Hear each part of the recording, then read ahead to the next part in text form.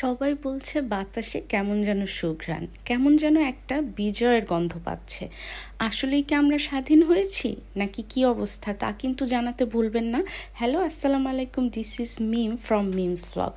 যাই হোক, এই কিছুদিনের এত এত বেশি টেনশন থেকে মনে হলো কিছুটা হলেও আমরা বাঙালিরা একটু রেহাই পেলাম, কারণ যেহেতু আন্দোলনটা অনেকটাই এখন শান্তর পরিবেশে।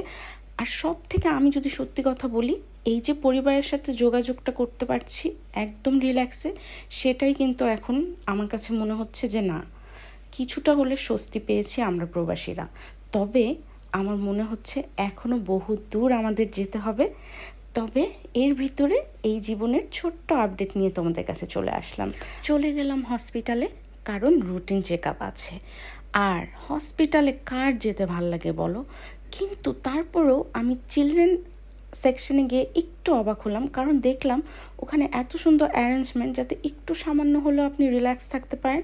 আর এত ফ্রেন্ডলি বিহেভিয়ার, মনে হচ্ছিল যে না, ওই আমাদের মতো স্যার ম্যাডাম বলার কোনো দরকার নেই, আপনাকে কিন্তু একদম মনে হবে যে ইকুয়াল মতোই ট্রিট করবে। সেটা একটা ভালো দিক। আমি সবসময় চেষ্টা করি আমার এই প্রবাস জীবনের পজিটিভ জিনিসগুলোই তুলে ধরা। আর সেখানে একটা পজিটিভ দিক আমি এটা বলবো যে এখানে না মানুষকে মানুষ হিসেবে রেসপেক্ট করা হয়।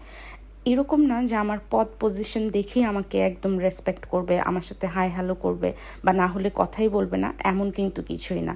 চলে গেলাম ভাবির বাসায়, আর এই যে দেখো, ভাবি হচ্ছে আমাদের ভিতরে মাস্টার শেফ। সে কিন্তু অনেক মজা করে খাবারগুলো রান্না করছিল, আর আমরা সেই ফাঁকে চলে গেলাম বিদেশি বড়ই তুলতে। আসলে এটা এক ধরনের বড়ইয়ের মতোই, কিছুটা বলতে পারো ওই যে আমরা আলু বোখারা খাই, আলু বোখারেরই আসলে ভার্সন একটা। আচ্ছা, এই রান্না দেখে আমার হঠাৎ মনে পড়ে গেল, আসলে না আমার জামাই একবার বাংলাদেশে খুব শখ করে আমাদেরকে চিন্তা করেছে বিরিয়ানি রান্না করে খাওয়াবে, কিন্তু সেই বিরিয়ানি আসলে হয়ে গেল জাউ। আচ্ছা, এটার টেকনিকটা কি বলো তো?